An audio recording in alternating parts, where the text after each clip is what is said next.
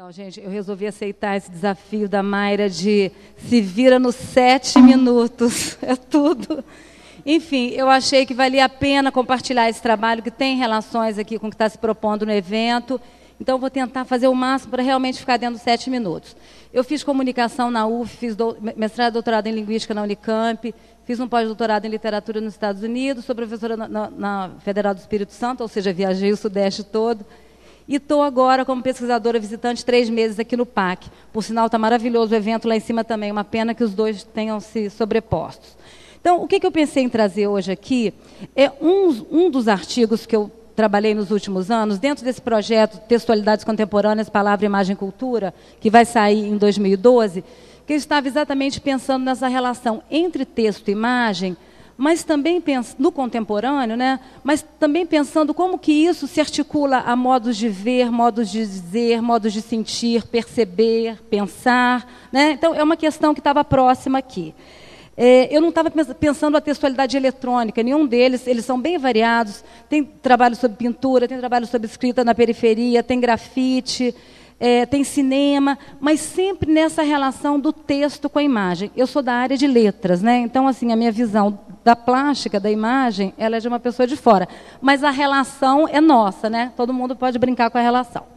Então, mais especificamente, que eu vou trabalhar rapidinho, esse artigo que eu escrevi, Entre Texto, Imagem, Título e Quadro, foi publicado pela Alceu da PUC, e era uma pergunta com relação à obra desse pintor, Gonçalo Ivo, cujos títulos eles me deixaram assim, muito sensível. Foi uma coisa do sensível mesmo que me chamou para esse trabalho, né?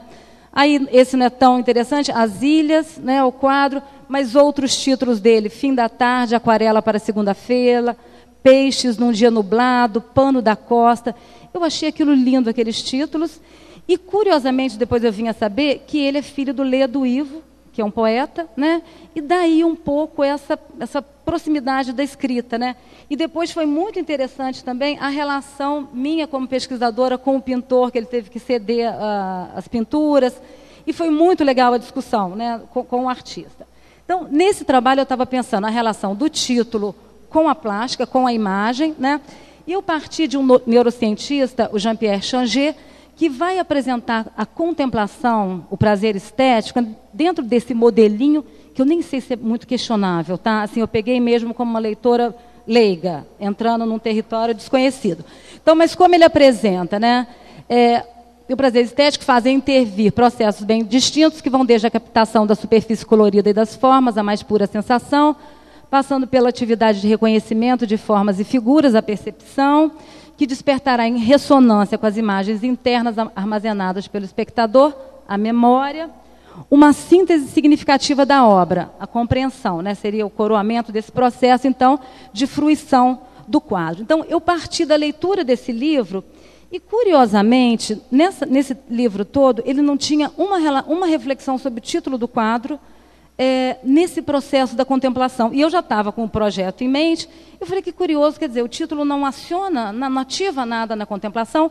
Inclusive, ele trabalha muito com esse quadro que tem um título, né? Mas, estudando um pouco mais a questão, eu fui percebendo que, como ele estava debruçado sobre um regime, digamos, representativo, né, que parte de princípios, e aí o Foucault estabelece esses princípios, talvez por isso ele tenha aberto mão da reflexão sobre o título, né? Os princípios, então, da pintura clássica, o Foucault vai dizer que eles separam muito bem a representação plástica, que trabalha com semelhança, né, da representação linguística, que exclui a semelhança, né, de modos que eles não se cruzam. E quando eles se cruzam, parece fundir semelhança e afirmação, de modo que vamos de um signo que representa por semelhança a um dito que confirma tal elo representativo. O que vocês estão vendo é isto. Ou seja, o título nesse regime representativo, ele é meramente, ele confirma, né? Você já viu o que está ali, e ele confirma. Talvez por isso ele realmente não tenha feito nenhuma menção aos títulos, né? Quando a gente vai para o regime, digamos, da modernidade, né, e também com Foucault, ele vai mostrar, então, que você tem uma contestação desses princípios e você não pode mais desconsiderar o verbal, né? Tanto do título quanto a escrita dentro do quadro, né? E aí o quadro básico que ele analisa, né? Então ele vai dizer que 3 coisas acontecem em contestação àqueles princípios, né? A escrita e também títulos, né, podem estar no espaço pictórico, o enunciado, mas a condição de estarem no espaço pictórico é que o enunciado contesta a identidade da figura. Você tem ali uma contestação, e o Magritte ele vai ser exemplar nisso, porque ele cria títulos que realmente negam o tempo todo o que a imagem produz, né? Então, cria-se esse estranhamento. Então, resumindo, né, seria uma não relação afirmada na copresença do verbal e do visual, né? Então, voltando ao Gonçalo Ivo, né, indo lá no moderno, pensando Gonçalo Ivo, também me parece que aqui, e é pena que eu não tenho mais material, também não teria tempo, mas não me parece aqui que a gente possa desconsiderar o elemento verbal, né? Não tem como a gente desconsiderar o elemento verbal, e me parece também que esse elemento verbal, ele já está, como eu pensei, e parece que essa não relação, essa relação de contestação, ela não funciona mais tanto no contemporâneo, né? De uma certa forma, a gente pode estar saindo culturalmente da dualidade, eu acho que a gente já saiu bastante da dualidade, né? Texto e imagem, né? E tendemos a pensar e relacionar texto e imagem de forma mais colaborativa, né? Tem vários conceitos hoje, text image, iconotexto, para dar conta desse agregado sensível, esse complexo sígnico, que não dissocia em nenhum momento diferentes semioses, né? Essa hibridação, ela existe sempre, né? Então, o que me pareceu interessante no Gonçalo Ivo, e eu acho que foi onde a minha percepção foi acionada, né, e minha vontade de pensar sobre ele, é que ele ilustrava muito bem, né, essa relação muito colaborativa, uma interfecundação entre texto e imagem. O enunciado verbal, o título, né, torna-se o mais concreto, né? Tem títulos muito concretos, remetendo a indivíduos, momentos e lugares bem particulares, o que seria um papel semiótico por excelência da imagem, que se torna, então, livre para metamorfosear-se, geometrizar-se, abstrair-se, estendendo os limites da representação visual e gerando uma confusão metamórfica que produz o prazer estético. Ou seja, como se a gente ficasse nesse vai e vem, né, da plástica ao título, que eu retorno, então, para a plástica, percebendo um pouco o que ele chama, que é bonito também, dessa suspensão poética da imagem, né? Ela não é isso ou aquilo, mas ela se suspende, né, numa metamorfose aí, e o título, ele é um vetor dessa percepção, né? E aí, para finalizar, então, pensando como o Changé trabalhou, né, nesse vai e vem, tensionamos e intensificamos nossos operadores de leitura, multiplicando hipóteses de sentido e de prazer para usarmos a terminologia de Changé. Era basicamente isso. Eu acho que esse tipo de experimento, né, ele está aí para ser feito, não só nesse tipo de textualidade que eu trabalhei, mas eu li muita coisa sobre textualidade eletrônica e eu acho que a gente tem coisas para fazer nesse terreno. É isso. Fiquei dentro do 7.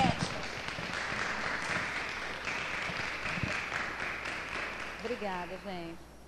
Consegui, Mayra, ficar no 7? Perfeito. Júlia, perfeição. Fica aí que você vai, provavelmente, ser atacada aqui. Eu queria saber se alguém tem alguma coisa a observar para a Júlia, que vai ter que subir para o pós, aproveitando que ela está aqui. Virgínia, Leila. Mas eu volto também no final. Você volta no final? Porque eu subo aqui. Ótimo, maravilha. Beleza. Eu já estou aqui. Leila está aqui, não? Tá. Você... Direita, pergunta? Não pode fazer pergunta? Não, estou brincando. Pode. Se não puder fazer... Não, eu que estou brincando. Mas é serena, é tranquilo, Tá. eu acho. Eu trabalho como artista de rua, escrevendo poesia. Então, a palavra é algo que me apetece, que eu sinto uma necessidade, assim. Além do que, eu estudo filosofia, então, novamente, a palavra. Mas eu tenho refletido sobre essa questão de sobre a força da palavra. Em que sentido? Unindo o que você falou da questão da imagem, a questão da palavra, o quanto que a palavra é necessária para a nossa expressão. Agora vem a pergunta, na verdade. Se a palavra, na sua leitura ou dos amigos, se a palavra é algo que do homem mais contemporâneo, mais dessa época atual, ou se desde o homem antigo já existia esse encadeamento da linguagem, ainda que não fosse como a gente conhece, dessa linguagem oral, verbal, estruturada de hoje. E será que essa linguagem que a gente usa hoje, talvez ela não fosse a linguagem das imagens ou dos gestos ou de outros sons de antigamente? Então, não sei se ficou claro, mas como que essa linguagem de hoje está atuando no homem mais antigo? É isso. Olha, assim, com relação à linguagem verbal, eu acho que uma das características do homem é a linguagem verbal, né? Então, assim, a linguagem oral, né, ela acompanha o homem na sua trajetória, né? Com várias funções, tecendo várias relações. E também essa relação texto-imagem também acompanha. O híbrido, ele não é de hoje, não é a característica da nossa sociedade, não.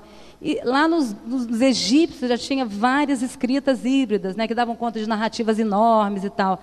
Então, assim, eu acho que isso não tem nada de novo aqui, né? O homem está experimentando sempre esses complexos, ele está sempre experimentando a potencialidade, digamos, mágica da linguagem verbal, né? Nesse sentido aí da força, né? Ou mesmo de fazer pensar, enfim, do que você quiser explorar. Eu acho que são potencialidades, né, que são atualizadas, né? E nesse nosso tempo a gente tem a oportunidade de pensar em algumas coisas, né? E eu acho que essa relação aí é uma relação que o nosso tempo ele traz à tona, né? E a gente pode também pensar, por exemplo, não só o verbal e visual, mas eu posso pensar também relações, por exemplo, você fez a relação da música com a literatura, né? Então, o que está me interessando pensar é como é que isso se agencia no contemporâneo, né? Porque isso não se contesta mais, não fica brigando, né?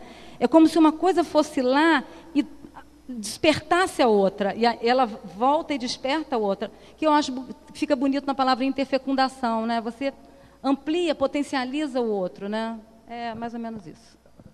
Júlia, muito obrigada. Obrigada, Mayra. Nossa. Muito obrigada mesmo, tá?